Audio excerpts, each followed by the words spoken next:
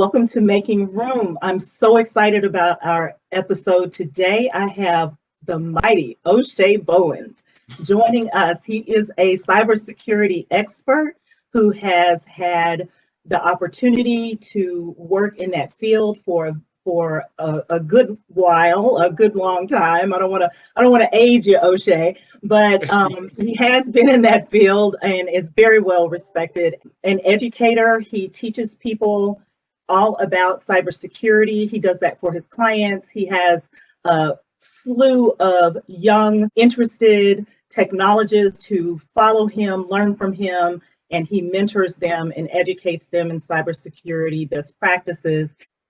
O'Shea is also a blue teamer, and he is here to share his insights, particularly related to how cybersecurity issues are affecting the legal practice area and just business in general. So O'Shea, would you like to introduce yourself? Yeah, sure. You did a pretty awesome job, so thanks for that, and thanks for having me also. Yeah, like you mentioned, my name's O'Shea Bowens. I'm located in Boston, Massachusetts. So I operate out of here and operate out of Boston, but clients, all over. I'm the founder and CEO Null Hat Security. At Null Hat, we focus on a lot of the defensive side of security, or C&D, computer network defense, or blue teaming. And what that really, the simplified explanation of that is really focusing on areas of security analytics, architecture, incident response, threat hunting, cyber threat intelligence, things along of those lines that are really helping clients, either bolster up their defensive posture, build out, a security program, security team, or aiding with response effort, helping them identify attackers within their network or their systems, or kick the attackers out and bring the systems back up online. I've spent, almost 12 years in cybersecurity as a professional, a little longer unprofessionally, I guess, as a hobbyist. I got into security around I think I was 13, turning 14 at the time. I just got really extremely lucky that kind of two things really happened. One was that our elementary school had a computer program class where we were tinkering with hardware and designing video games for computers. And then also that same year, actually that summer, the movie Hackers came out. So I saw Hackers at the same time I was in this computer class. And then, those two kind of just changed my world and put me on this path of, basically becoming, a technologist and investing, pretty much majority of my time in life in different areas of cybersecurity. I'm one of those people that has that weird motto of security is everyone's responsibility. So the more, the general public knows, the better we all are. Absolutely. So diving right in, what's the top cybersecurity flaw that you have identified with your international law firm clients? The lack of segmentation from a networking perspective. What I've seen in the past is really this overhaul of having this flat network. And when I say flat network, I mean, for instance, we'll say records related to specific cases, maybe in the financial area that are being pursued, and then maybe records related to specific cases for criminal negligence, for areas of violence or whatever it may be, or maybe even records or applications that are responsible for processing payments for employees within the firm, or distributing payments to PIs, things along those lines. When you have all of this on one singular network, that is a recipe for disaster if someone were to successfully attack you and gain entry in, because you've created essentially no barriers for them as they're moving and progressing throughout your environment and your network to identify sensitive data. The steps that you would ideally want to take, and what I recommend to clients, is beginning to identify and categorize, what is sensitive to you? Like I mentioned, payment data. Well, that's something I think that's sensitive to every business because that's essentially the lifeline, the lifeline for running the organization and running your business and getting everyone paid on time. I recommend taking some time to sit down with your IT team or your security team and really asking how you're protecting your networks and how you're actually tagging or identifying sensitive data and making and creating those barriers, desegmentation and of the network and hardening your servers, but specifically around the networking side, segmenting out the network to make it a bit harder for someone to find, your crown jewels or your sensitive data. Now that's interesting because in corporate law, you're going to have the law firms work product data that they will have on their servers, but they'll also have their clients' data where they have collected data in cases, terabytes of data sometimes, and that information is stored on their networks as well. And I know that some of the major corporations have cybersecurity requirements built into their engagements with law firms, and they may even audit those law firms that are working with them. And then beyond that, the third-party service providers that are supporting litigation, big e-discovery litigation, often have to respond to cybersecurity inquiries from the corporations that are involved in the lawsuit before they even are awarded the project. Tell me about a differentiator that your company, or how you differentiate your company from others, maybe in the Cybersec community. How are you addressing sort of the growing need for Cybersec talent? Yeah, that's a great question. When I created Know Hat, almost 2.5 years ago, we're coming up on 3 years. Know Hat was really, just taking an extension of, my life and what I truly enjoy focusing on and building, a firm out of that. I know before we recorded, I was jokingly saying, I'm not a CISO, right? Like I don't see myself, this is, 37-year-old O'Shea in 2021 saying this, but I don't see myself moving into like a CISO role, because that's just not what I enjoy. Since I was a kid, I mostly enjoy the technical side of the challenges in the security world and IT in general. But when I thought about creating Know Hat, it was twofold. And one was building out, an application that we're releasing that acts as a cyber range for skills assessments and interviewing and helping train individuals that may not have the traditional access to knowledge bases and to gain hands-on experience in cybersecurity. I think the revolving door when it comes to the conversation around the numbers in cybersecurity, the 3 million, 4 million practitioners that will be missing from the field in 2021, is majority of the time when you look at cybersecurity postings or job postings online is, they require some bit of experience, and it's a double-edged sword if you're looking to transition into cyber or just move into cyber after obtaining, like, let's say your bachelor's, but you don't have that hands-on. How are you supposed to gain that? And I hear that from loads of young people that I work with and other nonprofit organizations that I spend a decent amount of time with. And what I thought was, not only should Know Hat concentrate on creating an application for training, it should really be to create a pipeline, for lack of better terms, of helping individuals transition into actual roles. So what does that mean? I know pipeline sounds, sexy because that's a big term everyone throws around with DEI and diversity, inclusion, and equity conversations. But in its genesis, it's really finding a way to bring people into, what I'm calling more of an academy to go into the workforce. So bringing people into Know Hat that are a bit younger or that are transitioning into different roles, and under my tutelage and some other individuals that are a bit more senior that have had same amount of experience that I have, or maybe just experience in different areas, training these individuals so they may find success in real world on real world client engagement. So it's not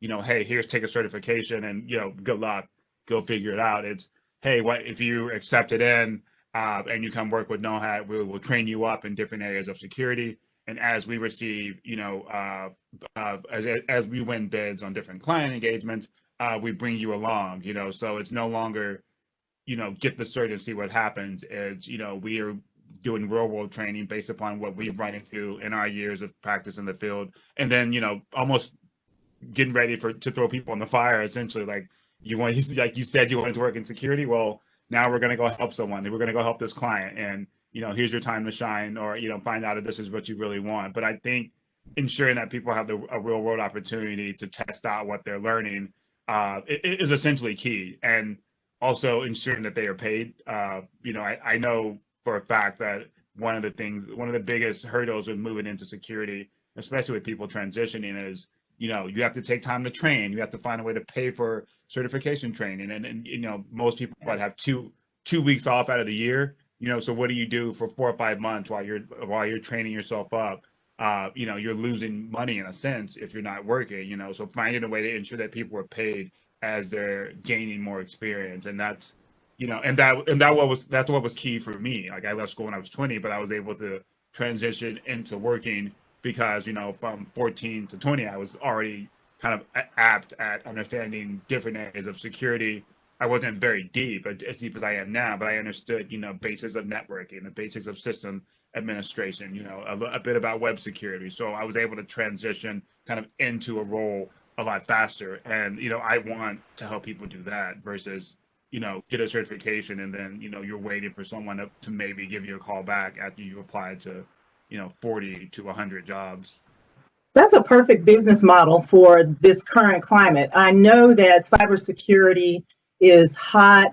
There are not enough professionals in the field with experience, and there just are not enough professionals in general in that field that are trained and ready to go.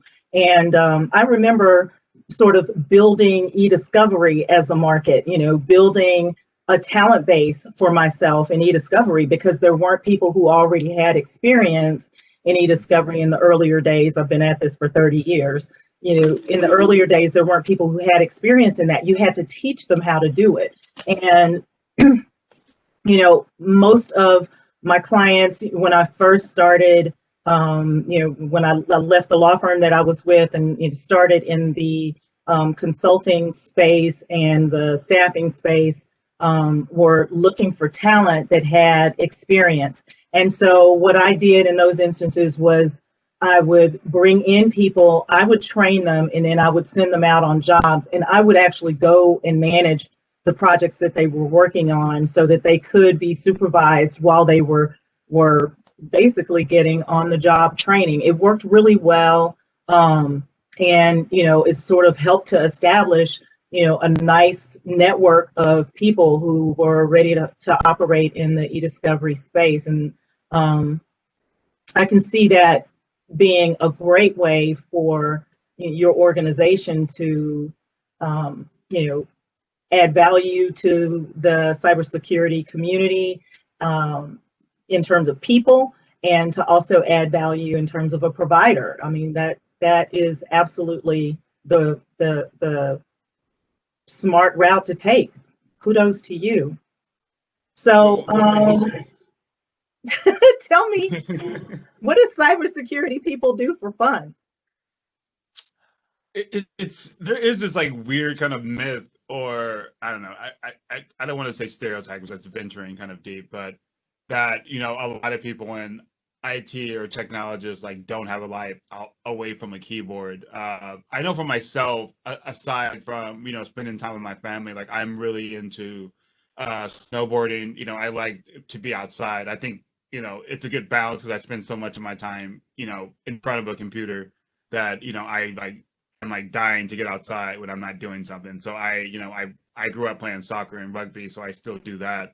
But a big passion of mine, especially this time of year, being that it's winter, is really getting out and snowboarding. So like that's, something that I truly love to do in the winter, like so much that I actually created.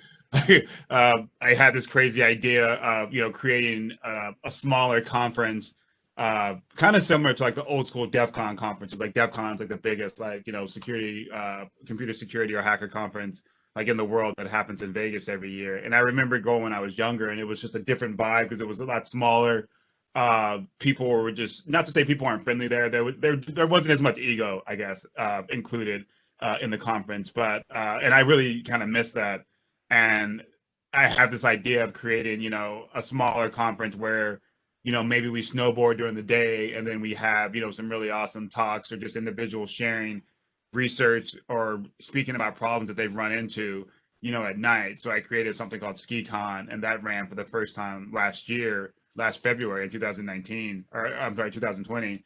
And it was what it sounds like, right? Like we would meet up on Friday nights, have like fireside chats, and then Saturday morning we'd all meet up at the mountain. This was in New Hampshire, at Woodstock, New Hampshire. So we'd meet up at Loon Mountain, meet up there. Some people skied, some people snowboarded, but we would just hang out as a group and do that.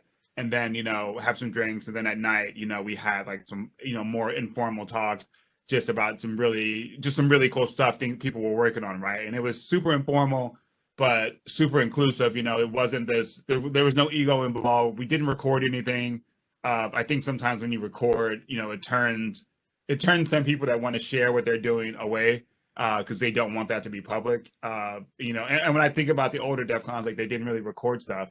And I think that was a reason like so many people were pumped about it and looked forward to it, every August, right? And I wanted to build something like that and kind of include areas like my hobby and what I love to do, outside of, being on a computer, and then also including like, my hobby as like, a security enthusiast, and still, embracing the hacker culture. So, that's what I do like in my spare time, at least in the winter. And I think you need that, honestly. Like it doesn't have to be soccer or rugby or snowboarding, but I strongly recommend the people that I work with, like you need to have an outlet, because if we're being blunt, there is a lot of negativity online. So if you're absorbing that 10 hours, 12 hours a day, 50 weeks out of the year, like that has to have some effect on your mental well-being and just your overall energy. So I recommend finding a way to just unplug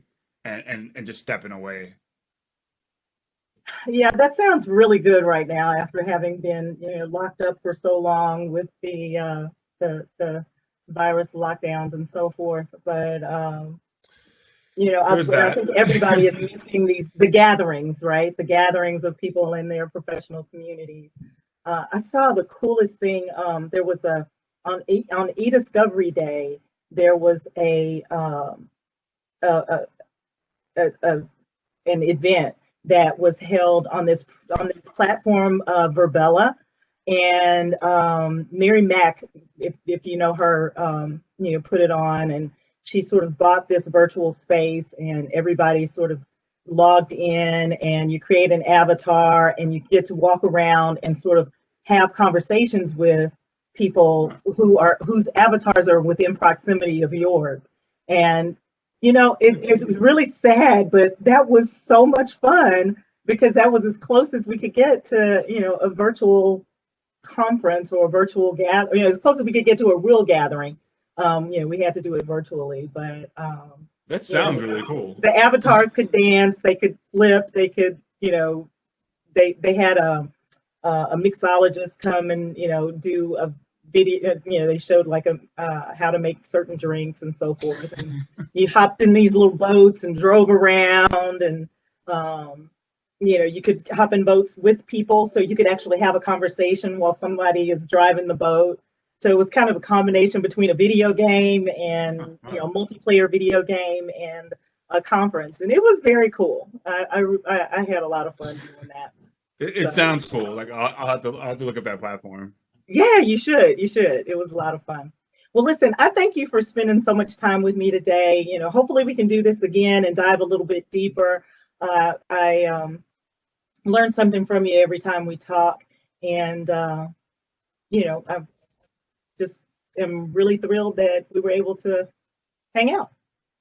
Yeah. Thanks for having me. Yeah, we're happy to come back anytime and share what I can with you and the audience that you're growing. So and definitely congrats on this project and starting this. So best of luck, growing this out too. Well, thank you. Yeah, no problem.